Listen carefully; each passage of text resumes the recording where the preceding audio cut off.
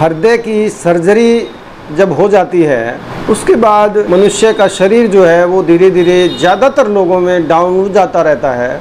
इसके कारण और इसके क्या क्या उपाय हो सकते हैं वो कोशिश करेंगे इस वीडियो में पूरा करने के। ये एक बहुत ही इम्पोर्टेंट टॉपिक मैं आपके सामने लेके आया हूँ।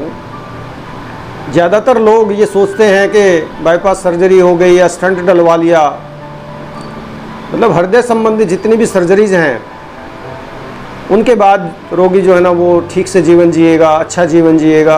और इसीलिए इतनी महंगी और इतनी कॉम्प्लिकेटेड सर्जरी के लिए आदमी तैयार होता है और वो करवाता भी है और रिस्क में भी जाता है। तो क्या इसके बाद जो होने वाली परेशानियां हैं, इसके बाद जो होने वाले कॉम्प्लिकेशंस हैं, क्या आयुर्वेद उसके बारे में आपके लिए लाभदायी हो सकता है? ये एक बड़ा ही अच्छा सवाल है क्योंकि एलोपैथी में तो ना तो पहले ही कोई बहुत बढ़िया इलाज होता है हार्ट का और ना ही बाद में कोई बहुत फॉलोअप जो होता है उसमें कोई बहुत बढ़िया कोई ट्रीटमेंट होता है। उसमें मुख्यतः दो ही दवाइयाँ पहले होती हैं, दो ही बाद में होती हैं। एंटी हाइपरटेंसिव दवाई होती है, एंटीकोगुलेंट दवाई होती है जो खून पतला करने के लिए होती है। तो इसलिए ना तो रोगी पहले ठीक रहता है सर्जरी से जब एलोपैथी के सिस्टम में रहता है, और ना ही सर्जरी कराने के बाद वो मतलब अपना जीवन सुचारू रूप से चला पाता है। भिन्न भिन्न प्रकार की उसको परेशानियां पहले भी उस इलाज से होती हैं और बाद में भी उस इलाज से होती रहती हैं जो इलाज एलोपैथी के अंदर दिया जाता है। अब आयुर्वेद का मत इसमें क्या है? आयुर्वेद क्या कर सकता है इसके अंदर? आपको जानकर आश्चर्य होगा कि सर्जरी के बाद भी अगर आदमी आयुर्वेद को फॉलो करता है, आयुर्वेद को ठीक से अपनाता है, तो आयुर्वेद उसके बाद भी उसके जीवन को सुगम बना सकता है, उसके जीवन को आसान बना सकता है, उसके जीवन को बहुत ही उन्नत बना सकता है, उसके जीवन को लंबा बना सकता है। ये आयुर्वेद में ताकत है। कारण आयुर्वेद सर्जरी से पहले भी और सर्जरी के बाद भी उसके सटीक कारण का ट्रीट करता है। वो खाली खून को पतला नहीं करता है, वो खाली ब्लड प्रेशर का इलाज नहीं करता है, वो खून गाढ़ा होने का जो रीज़न है बॉडी के अंदर उसको ठीक करता है। वो खून जो हाइपरटेंशन का, ब्लड प्रेशर ज़्यादा रहने का जो कारण है उसको ठीक करता है।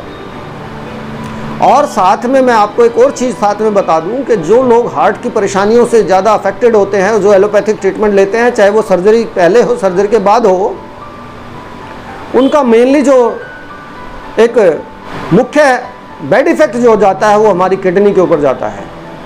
मैक्सिमम जितने लोग हार्ट की सर्जरी कराते हैं या एलोपैथिक हार्ट के ट्रीटमेंट में रहते हैं, ज़्यादातर लोगों का आप अगर सर्च करेंगे, आप अगर उनको इन्वेस्टिगेट करेंगे तो आप देखेंगे तो ज़्यादातर लोगों की मौत जो है वो किडनी फेलियर से होती है, किडनी डैमेज हो जाने से होती है। उसका रीज़न क्या होता है?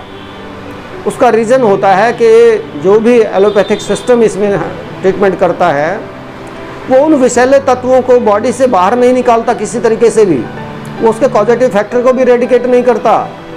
तो इसलिए वो सारे के सारे ब्लड में रहते हैं और ब्लड का डायरेक्टली जो अफेक्ट होता है वो किडनी पे होता है और जिससे रोगी की किडनी फेल हो जाती है और रोगी जो है ना वो नरक में, एक जीवन तो नरक में जीता ही जीता है, वो उसकी मृत्यु भी नरक में होती है।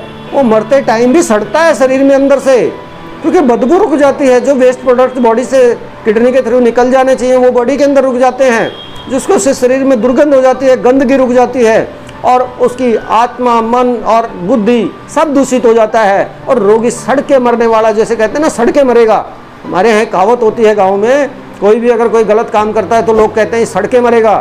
तो सड़ के, जो किडनी फेलियर का रोगी है वो सड़ के मरने वाली कहावत वहाँ पे चरितार्थ होती है। तो इसलिए अगर हम आयुर्वेद को सर्जरी के बाद भी अपनाते हैं और ठीक से आयुर्वेद के अनुसार अपना जीवन जीते हैं, आयुर्वेद के अनुसार अपनी दिनचर्या को रखते हैं, तो आप हैरान रह जाएंगे कि आपका जीवन तो सुगम होगा, आपकी मृत्यु भी सुगम होगी, आप मृत्यु भी बहुत अच्छी लेंगे और जिसमें आपका अगला जन्म भी सुधरेगा। तो इसलिए चाहे सर्जरी, हार्ट की सर्जरी हुई है या सर्जरी नहीं हुई है, आप हार्ट के लिए आयुर्वेद को फॉलो करें, आयुर्वेद को अपनाएं, आयुर्वेद की चिकित्सा अपनाएं, आयुर्वेद के अच्छे डॉक्टर से कंसल्ट करें, अच्छे चिकित्सक से करें, अपने हार्ट की पूरी फंक्शनिंग जानें। हार्ट जो है वो अपने आप में रोगी बहुत कम होता है, ये ध्यान रखें। हार्ट का रोगी होने के कारण या तो लीवर में होता है या डाइजेस्टिव सिस्टम में होता है। जिसको कोई भी जो आजकल की मॉडर्न आधुनिक साइंस है वो इसको कभी ट्रेस आउट नहीं कर पाती है। और इसलिए हार्ट का रोगी जब एक बार किसी हृदय रोग विशेषज्ञ के पास चला जाता है, कार्डियोलॉजिस्ट के पास चला जाता है, तो जीवन भर वो उससे छुटकारा नहीं पा पाता, क्योंकि उसका मुख्य कारण न कार्डियोलॉजिस्ट को पता होता, न रोगी को भी पता चलता। तो इसलिए वो बेचारा सर्जरी कराने से पहले भी वैसा ही रहता है और सर्जरी कराने के बाद भी वो उन्हीं के आश्रित रहता है, और उसका जीवन जो है वो हमेशा डिपेंडेंट रहता है किसी न किसी के प्रति। तो इसलिए हृदय रोगी जो भी इस वीडियो को देखें, सुने, इसको शेयर भी करें, सब्सक्राइब भी करें और ध्यान रखें कि आयुर्वेद का अनुसरण करें। धन्यवाद।